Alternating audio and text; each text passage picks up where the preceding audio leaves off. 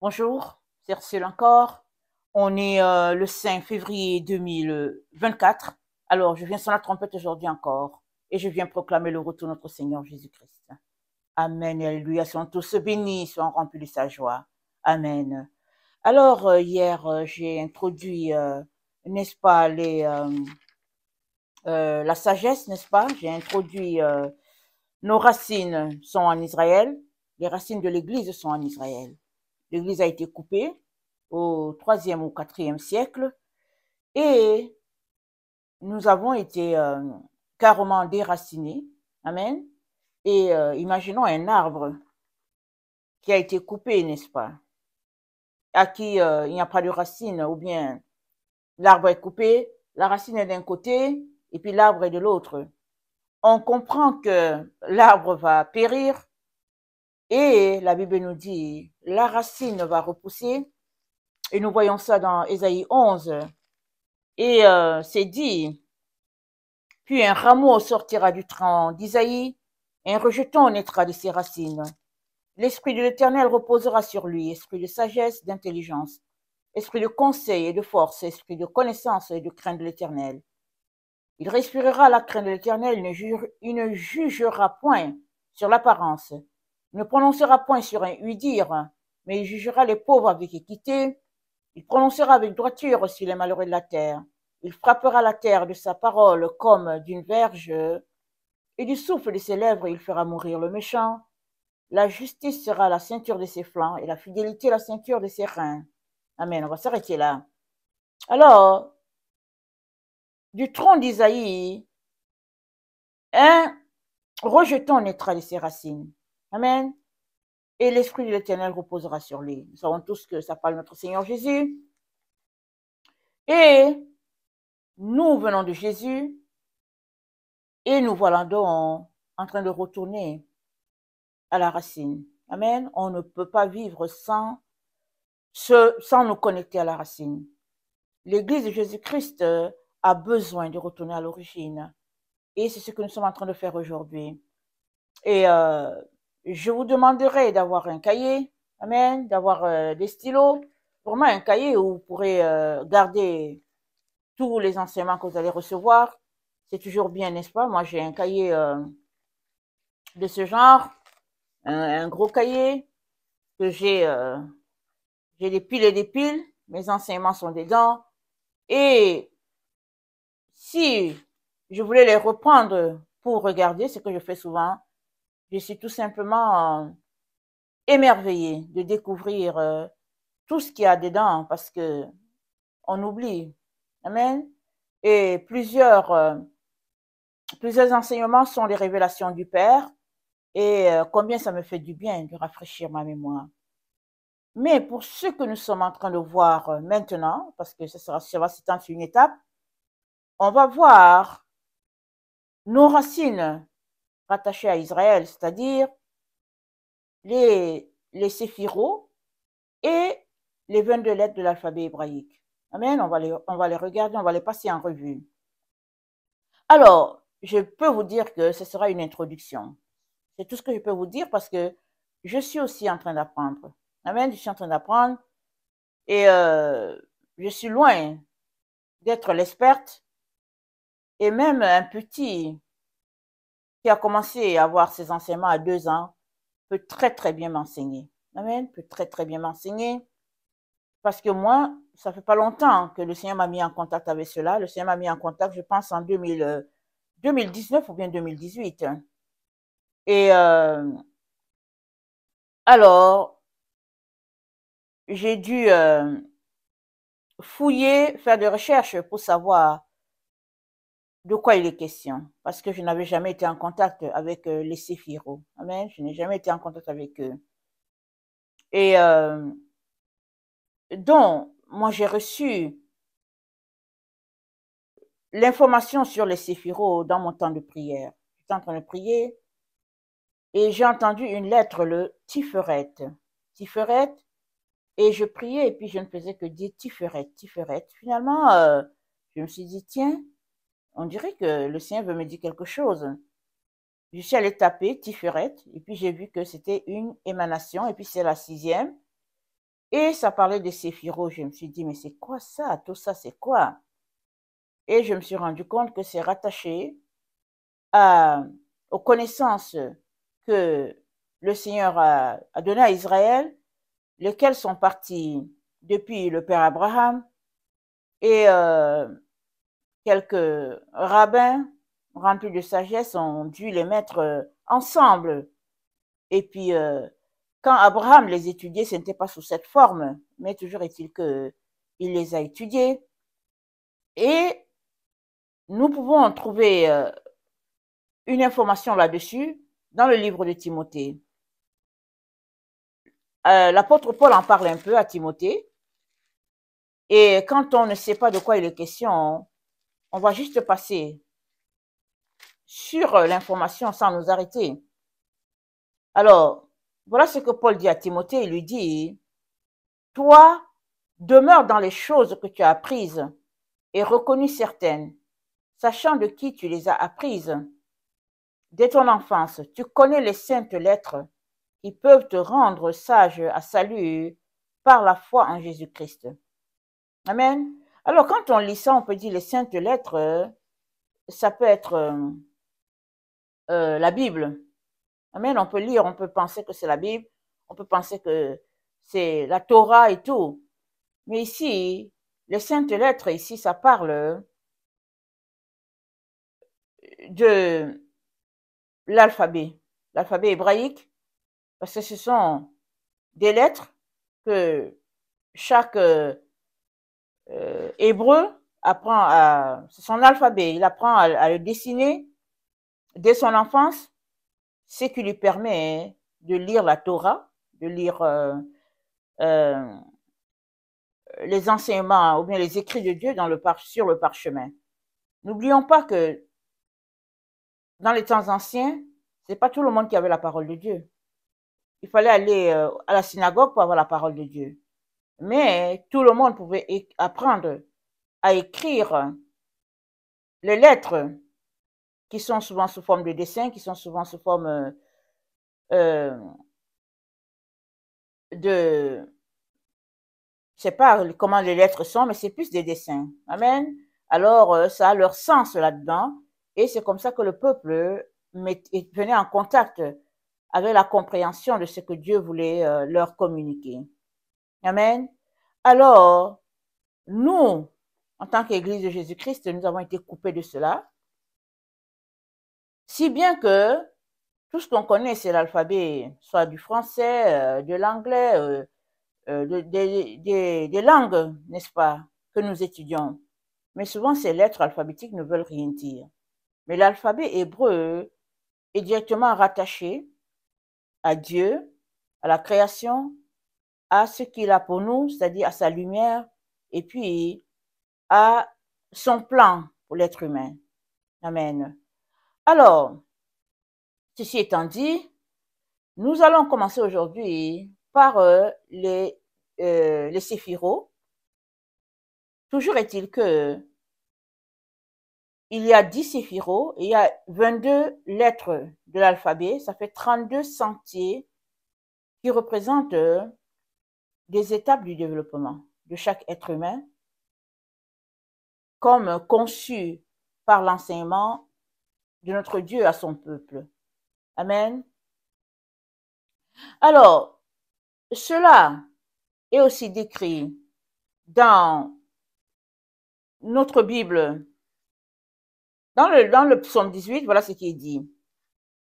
C'est dit, attendez, je vais lire, attendez, il faut que je délimite ma lecture. Dans le psaume 18, au verset 7, voilà ce que nous avons comme information. Dans ma détresse, j'ai invoqué l'Éternel. J'ai crié à mon Dieu. De son palais, il a entendu ma voix, et mon cri est parvenu devant lui et à ses oreilles. La terre fut ébranlée et trembla. Les fondements des montagnes frémirent, et ils furent ébranlés parce qu'il était irrité. Il s'élevait de la fumée dans ses narines, et un feu dévorant sortait de sa bouche. Il en jaillissait des charbons embrasés. Il abaissa les cieux, et il descendit. Il y avait une épaisse nuée sous ses pieds. Il était monté sur un chérubin et il volait, il planait sur les ailes du vent, il faisait des ténèbres sa retraite.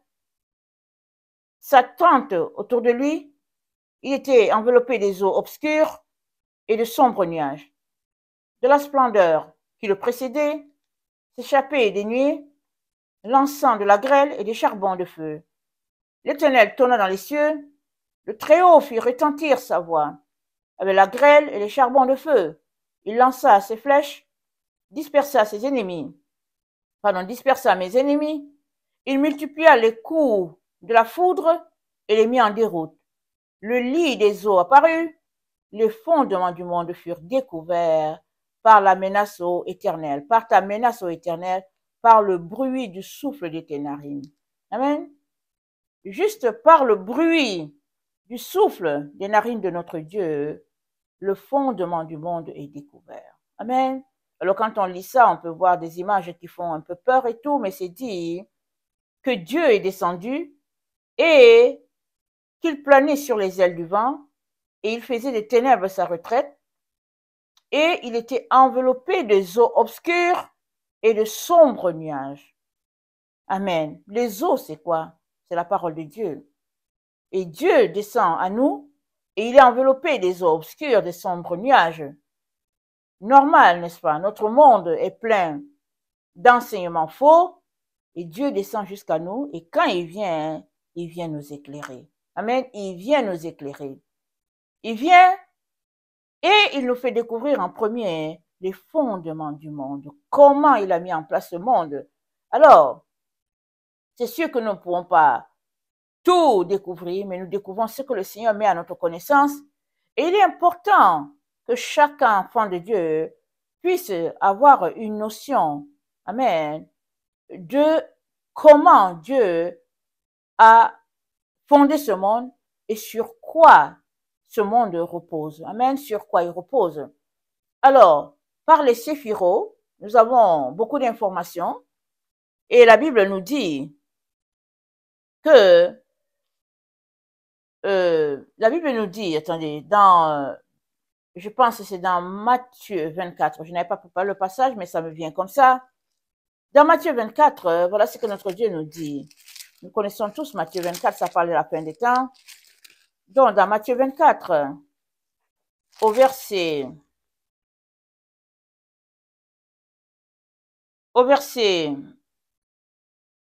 27, c'est dit, « Car comme l'éclair part de l'Orient et se montre jusqu'en Occident, ainsi sera l'avènement du Fils de l'homme. » Amen.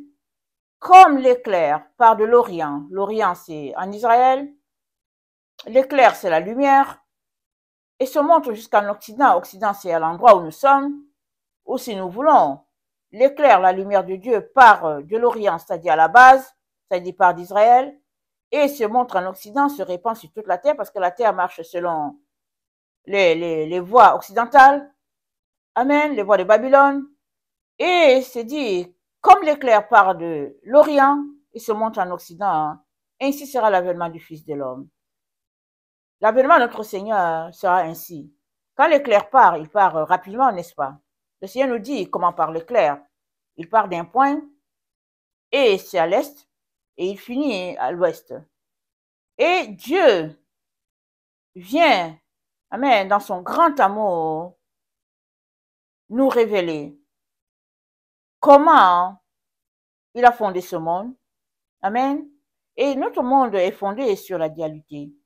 Dieu a dit, il a placé le monde, il a créé le bien et le mal, il a créé la lumière, les ténèbres, il a créé le noir, le blanc, il a créé le oui, le non, et il a établi le monde sur cet équilibre-là. Et puis on peut continuer de citer toutes les dualités possibles.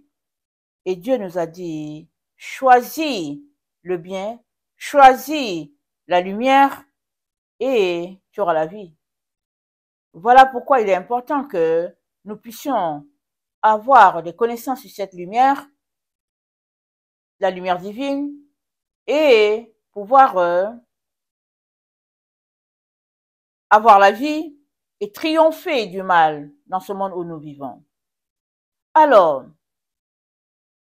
Comme je l'ai tantôt mentionné, les séphiros sont 10. C'est 10 émanations de lumière remplies de la sagesse divine. C'est 10 sentiers de sagesse. Amen. Ajoutez à cela les 22 lettres de l'alphabet qui sont 22 sentiers de sagesse. Le 2, ça fait 32. Et c'est 32 sentiers que toute personne en lien avec le Dieu créateur devrait connaître. Amen. Et puis devrait grandir là-dedans. Alors il y a des gens qui n'ont pas de relation avec Jésus, mais qui étudient ces sentiers et qui finissent par découvrir le Seigneur Jésus juste à partir de ces sentiers-là qu'ils ont parcourus. Évidemment, il y a beaucoup de personnes qui ne veulent pas toucher cet enseignement parce qu'ils se disent ça touche à la magie des Israélites. Beaucoup de gens disent ça, ils disent que oh, le Kabbalah ou bien la Kabbalah, je ne sais pas comment on appelle ça. Ils disent que le Kabbalah, c'est la magie, c'est la sorcellerie, c'est des sciences obscures, plusieurs disent. Mais il y en a qui vont prendre, n'est-ce pas, la Bible, ils vont en faire autre chose. La Bible, elle est beaucoup utilisée par les pratiquants des choses obscures. Est-ce que c'est pour cela que tu ne lis pas ta Bible? Tu la lis et tu utilises les paroles de Dieu pour ton propre épanouissement. C'est pareil pour ce qui est des séphiros. Les séphiros ne viennent pas d'un être humain, c'est la révélation de Dieu à sa création. Et ne te prive pas de ce que Dieu t'a donné, parce que à côté, il y a des gens qui en font un usage contraire. Toi, prends ce que Dieu t'a fait, utilise-les pour ta connaissance, reçois la révélation, amen, et puis grandis dans le Seigneur, afin que par toi la lumière de Dieu puisse se répandre. Dans Habakkuk, c'est dit au verset 14, Habakkuk 2, le verset 14, la terre sera remplie de la connaissance de l'Éternel comme le fond de la mer.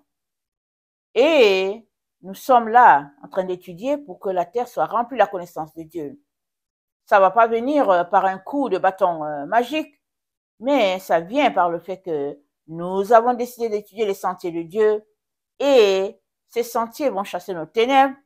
Et une fois que les ténèbres sont chassées, nous avons la lumière. Amen. Voilà pourquoi dans le psaume 18 que nous venons de lire, c'est dit, Dieu était enveloppé des eaux obscures et de sombres nuages. Amen. Il a choisi de s'envelopper de cela. C'est-à-dire, une fois que Dieu vient dans notre univers, il s'enveloppe automatiquement des eaux obscures parce que tout est ténèbres au milieu de nous. Mais Dieu est celui-là qui nous révèle sa lumière et j'invite tout le monde à entrer dans la lumière de Dieu. Amen. À connaître les fondements du monde et à être éclairés afin que non seulement nous puissions grandir, mais que nos enfants aussi puissent avoir la connaissance et que ce monde, amen, soit non pas un monde où nous subissons, mais un monde où nous sommes heureux, contents, n'est-ce pas, de vivre là-dedans et contents, n'est-ce pas, de participer à la création de Dieu telle qu'il l'a conçue à l'origine. Et avant de continuer de parler des séphiros, j'aimerais lire Ésaïe 19. Amen. J'aimerais lire cela parce que ça nous montre tout ce que Dieu est en train de faire dans notre temps, dans le temps dans lequel nous sommes.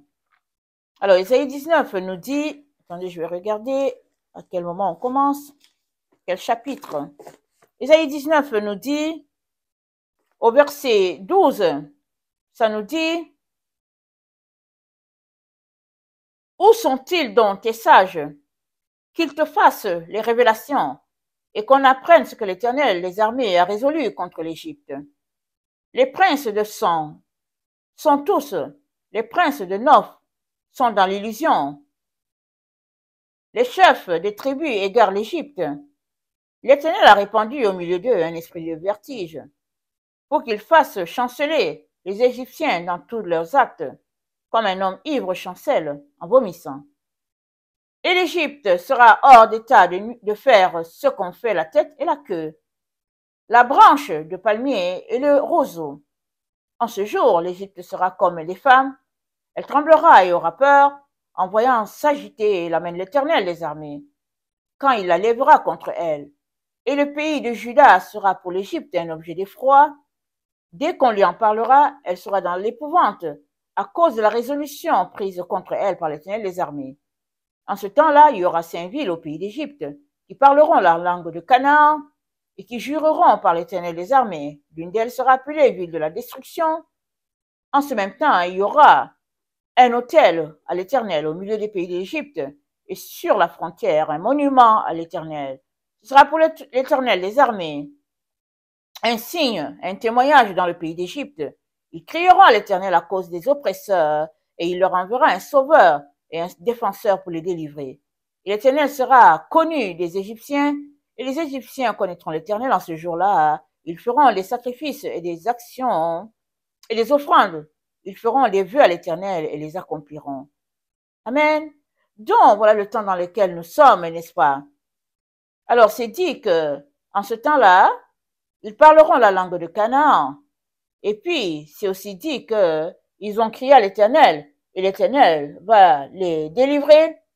Amen. Parce qu'il y aura des oppresseurs. On reviendra à cela une autre fois. Mais, on est là dans le temps où nous allons parler la langue de Canaan. La langue de Canaan, n'est-ce pas? Canaan, c'est l'endroit où réside l'Égypte, Israël actuel. Amen. Mais toujours est-il que la langue de Canaan, au fait, c'est le langage biblique. C'est le langage, la lumière que Dieu a donnée à Jacob. Et nous savons que Jacob a fini par habiter la terre de Canaan parce que Dieu a dit à Abraham, quand le péché de ce peuple sera nombreux, alors je ramènerai ta descendance à cet endroit et ils posséderont le pays.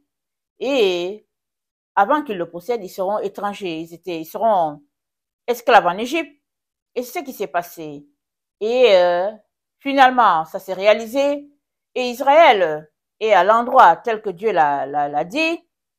Et Israël a reçu de l'Éternel la base, n'est-ce pas, pour la formation de toute la terre. Parce que la révélation se trouve dans la sagesse. Et la sagesse a été établie en Israël, comme on l'a lu hier dans Sirach 24. On l'a lu. Alors, il est important que nous puissions être équipés pour tout ce que l'ennemi a planifié de faire sur la terre. Nous devons être équipés. La Bible, c'est important, oui, mais nous avons aussi besoin d'ajouter les autres connaissances de telle sorte que nous soyons parfaitement équipés. Amen. La personne qui est la plus éclairée sur la terre, c'est celle-là qui ne se limite pas, n'est-ce pas, dans les révélations que Dieu peut lui donner. Amen. Ne nous limitons pas. Laissons Dieu nous révéler tout ce qu'il a pour nous. Amen. Allons-y chercher tout le nécessaire et soyons équipés pour braver. Amen. Tout ce qui est sur le point d'arriver, tout ce qui est en train de se passer en ce moment. Amen. Seule la personne qui est éclairée verra venir l'ennemi et saura comment se défendre. Mais la personne qui est ignorante ne saura rien et l'ennemi la surprendra. Amen. Et il n'y a pas plus ignorance que celui-là qui n'a pas la connaissance de qui il est. Amen. Il n'y a pas plus ignorant. Alors, en étudiant les 32 sentiers, tu vas découvrir qui tu es et puis tu vas découvrir l'amour immense du Père. Et non seulement tu vas découvrir qui tu es, mais tu vas aussi découvrir ton évolution, amen, les différentes étapes de ta vie, et tu auras encore toujours besoin d'aller plus loin. Amen, tu auras besoin d'aller plus loin, tu auras besoin de connaître encore davantage Dieu, tu auras besoin de changer de stade de développement pour aller à un niveau supérieur. Amen. Voilà ce que Dieu est en train de faire. Alors, je commencerai donc, vous allez regarder à l'écran, n'est-ce pas, ce qui est là, alors, et vous allez suivre, n'est-ce pas, mais je vous conseille vraiment pour tout un chacun d'apprendre d'abord à dessiner votre arbre séphirotique. Amen. La première fois, ça sera peut-être tordu, pas beau, mais à force de vous appliquer à dessiner votre arbre, n'est-ce pas, à lui donner des couleurs, vous serez content hein, d'avoir dessiné vous-même votre arbre séphirotique avec les différentes flèches. et vous serez content, n'est-ce pas, de pouvoir connaître votre étape, l'endroit où vous êtes, et de vouloir avancer. Amen. Comme je vous l'ai dit, moi, je suis arrivée à la connaissance de ça dans mon temps de prière, et le Seigneur m'a donné une lettre, il m'a dit Tiferet. Et Tiferet, ça correspond à ce qu'on appelle en français la beauté. Et quand j'ai découvert ça, je me suis dit, mais qu'est-ce que ça veut dire? Mais c'est quoi tout cela? Alors, je suis allée regarder, lire, et le Seigneur est en train de me dire que tu es au niveau 6 de ton développement. Alors, je me suis dit, niveau 6, d'abord, quand est-ce que j'ai franchi le niveau 1, 2, 3, 4 jusqu'à 5? Moi, je ne savais rien de tout cela. Et arrivé à mon niveau 6, j'ai pu avoir la compréhension que à ce niveau-là, amen, là, c'est la volonté qui décide selon l'identité, amen, qui est en moi. Amen. Selon l'identité que j'ai créée en moi, la volonté qui est là va décider. Et il y a donc cette, ce combat-là, amen, dans l'être humain, et j'étais à ce niveau-là, où il y a la création et la destruction. Au niveau de Tiferet, c'est ça qui se passait. Il y avait donc, dans chaque être humain, il y a cet équilibre-là entre les deux forces, la création et la destruction. Soit c'est à un niveau d'équilibre, comme au niveau de Tiferet, soit c'est à un niveau où le mal est plus élevé, et puis la création est mieux, etc., etc. Mais le Seigneur me disait, en me révélant que j'étais au niveau de la beauté, au niveau du Tiferet, il me révélait que j'étais à ce niveau-là où les deux forces étaient plus ou moins en équilibre, mais il fallait, amen, qu'il y ait quelque chose qui sorte de là et qui soit non pour la destruction, mais plus pour la création. Et je ne savais vraiment pas ce que c'était.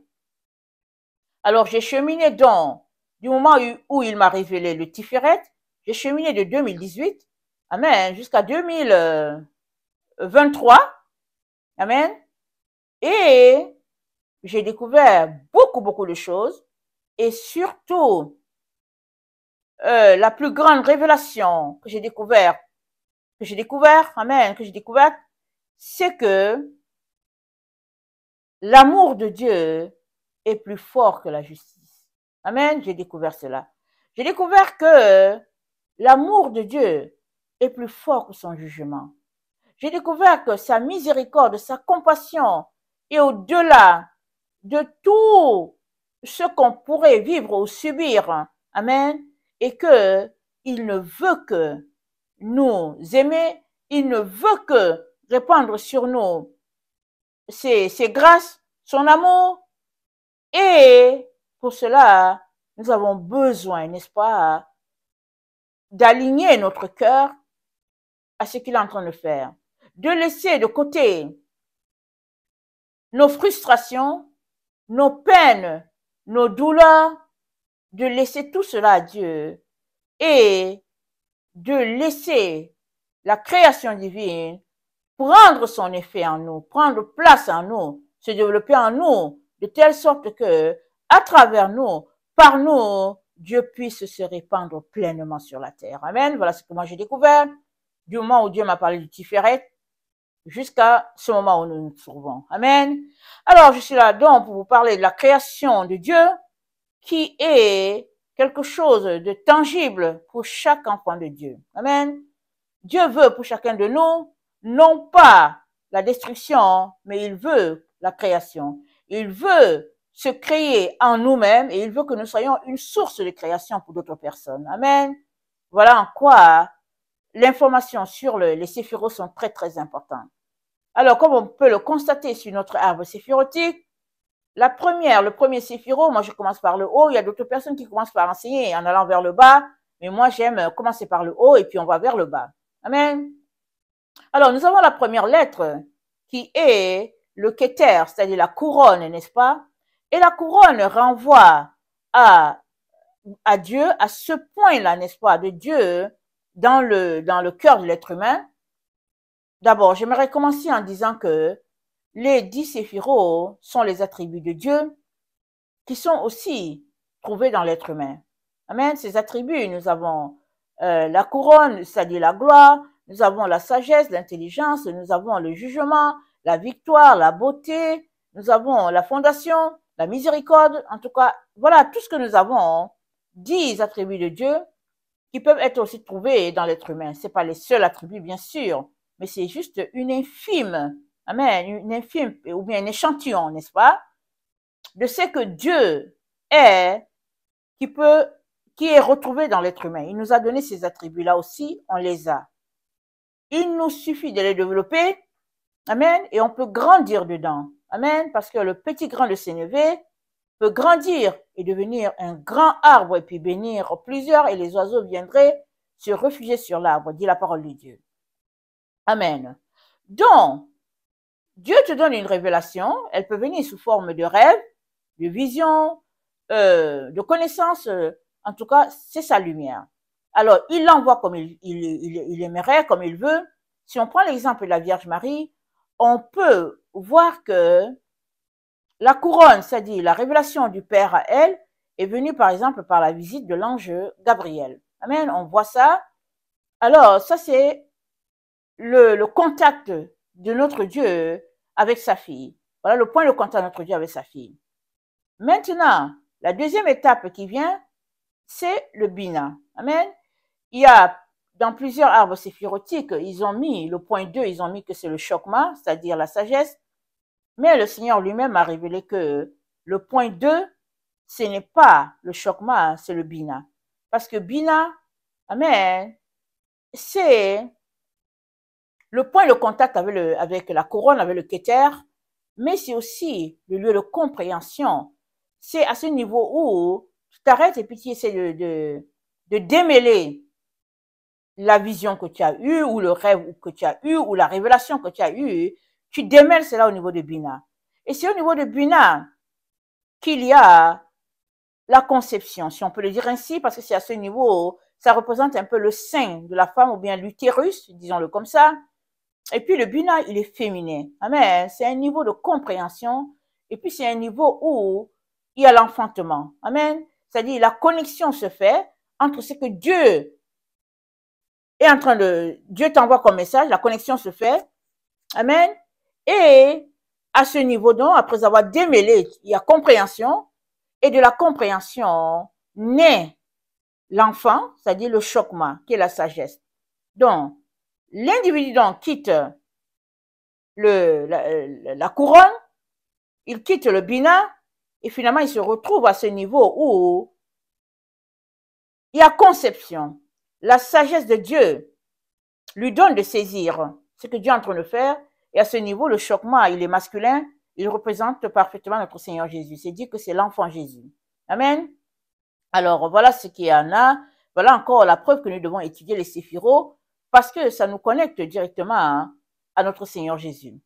Amen. Alors, le troisième point, c'est le chokma. Amen, le point de sagesse. Et si nous lisons bien Proverbe 3, dans Proverbe 3, voilà ce qu'il dit, pour que nous comprenions que tout est rattaché, n'est-ce pas, à ces révélations du Père. Dans Proverbe 3, c'est dit, « Heureux l'homme qui a trouvé la sagesse et l'homme qui possède l'intelligence, car le gain qu'elle procure est préférable à celui de l'argent, et le profit qu'on en tire vaut mieux que l'or. Elle est plus précieuse que les perles, elle a plus de valeur que tous les objets de prix. Dans sa droite est une longue vie, dans sa gauche la richesse et la gloire. Ses voies sont des voies agréables, et tous les sentiers sont paisibles. Elle est un arbre de vie pour ceux qui la saisissent, et ceux qui la possèdent sont heureux. C'est par la sagesse que l'Éternel a bâti la terre, pardon, c'est par la sagesse que l'Éternel a fondé la terre, c'est par l'intelligence qu'il a affermi les cieux. Et si on se réfère à nos séphirots, on va dire, c'est par Bina que l'Éternel a fondé la terre. Non, on va dire c'est par Chokma que l'Éternel a fondé la terre, c'est par Bina qu'il a affermi les cieux. Amen. Si on veut comprendre cela. Alors voilà. Donc, notre Dieu nous révèle l'importance de la sagesse et de l'intelligence dans l'être humain, ou bien pour l'être humain. Donc, il a pourvu pour nous donner tout le nécessaire. Et aussi, dans Proverbe 4, le verset 5, c'est dit, acquiert la sagesse, acquiert l'intelligence, n'oublie pas les paroles de ma bouche et ne t'en détourne pas. Ne l'abandonne pas et elle te gardera. Aime-la, elle te protégera. Amen. Voici le commencement de la sagesse. Acquiert la sagesse avec tout ce que tu possèdes, acquiert l'intelligence. Amen. Donc, Dieu nous dit d'acquérir la sagesse, il nous dit d'acquérir l'intelligence. En d'autres mots, il nous dit d'acquérir Chokma, il nous dit d'acquérir Bina, parce qu'on en a besoin, n'est-ce pas, pour marcher dans les voies qu'il a pour nous. Donc, après donc, l'enfant, amen, vient l'amour, la compassion, la bonté. Ça, c'est la quatrième émanation, la quatrième séphiro. Amen, la séphiro de miséricorde, n'est-ce pas? Alors, à ce niveau, l'être humain apprend à laisser tout ce qui est colère, tout ce qui est méchanceté. Amen. À ce niveau, à la quatrième émanation, tout être humain qui arrive à ce niveau apprend qu'il ne sert à rien de se venger, mais qu'il devrait travailler sur son caractère pour laisser aller les actes de colère, de méchanceté, de cruauté. Amen. Les actes de médisance, de calomnie. À ce niveau, l'être humain devrait déjà travailler, n'est-ce pas, pour laisser toutes ces affaires-là. Alors, nous allons à la cinquième émanation, qui est le Gevura, qui est la force. Amen. C'est une force, parce qu'à ce niveau se passe le jugement. Amen. Et ce jugement, c'est à ton niveau. Amen. Parce que c'est un niveau où on est confronté à des frontières. Alors, tu te juges toi-même, tu te demandes qu'est-ce que je fais. Amen. Qu'est-ce que je fais? Est-ce que je vais dans le sens de telle situation ou bien qu'est-ce que je fais? Tu te juges, n'est-ce pas? Et la Bible dit, ce que tu ne veux pas que l'autre fasse pour toi, tu ne le fais pas aussi. Amen. Et tu juges tout en fonction de la loi de Dieu, afin que ce soit Dieu qui triomphe, n'est-ce pas? Tu juges pour ne pas porter profit, n'est-ce pas, sur la situation. Et tu juges pour que, en tout, Dieu soit souverain. Et pendant que tu es là, dans ces jugements, dans ces questionnements, dans ces situations où les forces se fusionnent, n'est-ce pas? Ou bien les forces il y a des luttes dans ton fort intérieur, tu arrives à cette situation de beauté. Amen. Et dans la beauté, c'est dit que c'est la volonté qui décide, n'est-ce pas, de l'identité que tu aimerais avoir. À ce niveau, il y a déjà aussi beaucoup de choses qui devraient être laissées, comme au niveau de l'alimentation, comme au niveau des émotions. Il y a beaucoup de choses au niveau du tiferet qui, au fait, font place à ce qui est utile. Amen. Parce que à ce niveau, l'être humain laisse tout ce qui est plaisir. Il finit par découvrir que ça n'a pas tant d'importance. Et il finit par travailler pour plaire à son Dieu plus qu'autre chose. Et il finit par réaliser qu'il y a des situations qui ne valent même pas la peine. Amen. Et voilà pourquoi c'est dit que la sixième émanation, c'est une situation de beauté. Amen. Et après la beauté, il y a la victoire. Au niveau de la victoire, à ce niveau, n'est-ce pas, l'individu qui chemine, qui à ce stade se rend compte que il est appelé à aller de victoire en victoire, il est appelé à laisser de côté toutes les situations qui peuvent le ramener à un niveau plus bas. Amen. Et c'est toujours aussi un niveau de maturité, mais surtout, c'est un niveau où on finit par réaliser que, au fait, c'est l'âme. Amen. C'est la place de l'âme qui est plus importante que la chair. Amen. Paul le résume en disant dans Galates, amen, voilà ce que Paul nous dit. Dans la Galate, je vais lire un petit passage, n'est-ce pas? Pas long. Dans Galates, Paul nous dit, je dis donc, au verset 16 de Galates 5, verset 16, marchez sur l'esprit et vous n'accomplirez pas les désirs de la chair. Car la chair a des désirs contraires à ceux de l'esprit, l'esprit en a de contraires à ceux de la chair, car ils sont opposés entre eux afin que vous ne fassiez point ce que vous voudriez. Si vous êtes conduits par l'esprit, vous n'êtes point sous la loi. Or, les œuvres de la chair sont manifestes, sont l'impudicité, l'impureté, dissolution, idolâtrie, magie, inimitié, querelle, jalousie, animosité, dispute, division, secte, envie, ivrognerie, acceptable, des choses semblables. Je le dis d'avance, comme je l'ai déjà dit, que ceux qui commettent de telles choses n'hériteront pas le royaume de Dieu. Amen. Donc, au niveau de la victoire, l'être humain se comporte à toujours avoir la victoire sur toutes ces pulsions. Amen. Et finalement, vient la gloire. Et nous savons que la gloire, c'est, n'est-ce pas, cet état où c'est plus Dieu, son esprit, sa présence qui nous intéresse plus qu'autre chose. C'est un état où on a atteint un niveau de proximité avec Dieu et on est plus tourné vers les choses glorieuses qu'autre chose. Amen. La chair ne sert de rien, n'est-ce pas? Et puis, au niveau 9, la 9e émanation, c'est la fondation. C'est-à-dire, tu deviens pleinement fondé dans ce que Dieu attend de toi. Amen. Alors, au niveau de ses valeurs, au niveau de ses attributs. Amen. Et Paul nous dit dans Éphésiens 2, parlant de fondation, Paul nous dit, on va lire ce petit passage que nous connaissons tous, n'est-ce pas? Dans Éphésiens 2, il nous dit,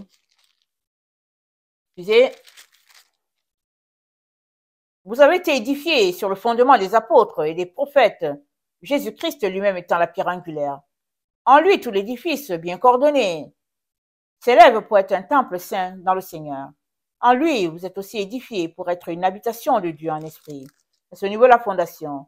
Et 1 Corinthiens 3, amen, alors que l'apôtre Paul nous enseigne encore, il dit, selon la grâce de Dieu, 1 Corinthiens 3, le verset 10, qui m'a été donné, j'ai posé le fondement comme un sage architecte, et un autre bâtit dessus, mais que chacun prenne garde à la manière dont il bâtit dessus. Car personne ne peut poser un autre fondement que celui qui a été posé, à savoir Jésus-Christ. Donc, s'il y a une personne qui est vraiment bien habilitée à étudier les séphiros, c'est bien l'enfant de Dieu, le chrétien. Parce que en étudiant les séphiros, tu comprends tout de suite.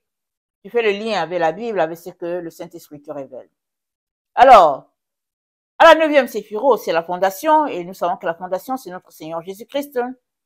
Et notre Seigneur Jésus-Christ nous dit qu'il a fondé ce monde sur la sagesse. Amen. Très, très important. Et finalement, nous avons la 10e séphiro, qui est le récipient qui reçoit la lumière. Et c'est le royaume. Amen. C'est le royaume. Et ça se passe sur la terre. Amen. Alors, Jésus-Christ a dit, quand les disciples lui ont demandé, mais quand est-ce que viendra le royaume? Il a dit, le royaume ne vient pas de manière à frapper le regard. Il dit, le royaume de Dieu est en vous. Ça veut dire que c'est à chacun d'entre nous de travailler dans notre personne de telle sorte que le royaume de Dieu soit pleinement en nous et que nous représentons pleinement le royaume de Dieu, c'est-à-dire que nous soyons des vrais ambassadeurs de Dieu sur la terre. Amen. Donc, voilà un peu un bref résumé des séphiros. Alors, c'est un arbre qui représente la vie divine qui circule au niveau de toute la création. Amen. Ce sont donc ces éléments-là qui se retrouvent en nous et que nous devions travailler, amen, pour pouvoir ressembler de plus en plus à ce que Dieu attend de nous, c'est-à-dire des lumières sur la terre. Alors, par la grâce de Dieu, j'apporterai d'autres vidéos sur les 22 autres sentiers qui sont les lettres de l'alphabet. Je vais pouvoir les répartir, je ne sais pas, peut-être, je ne sais pas en combien de groupes, selon comme le Seigneur va me diriger. On va voir les on va voir les lettres de l'alphabet et on aura aussi cette introduction, ce bref résumé sur les 22 sentiers et on va pouvoir maintenant regarder ensemble, n'est-ce pas, le lien entre les 10 séphirots et les 22 sentiers. Amen. On va finir par la grâce de Dieu, on va finir par étudier cela petit à petit afin que nous soyons pleinement équipés et que la lumière divine nous visite pleinement. Amen.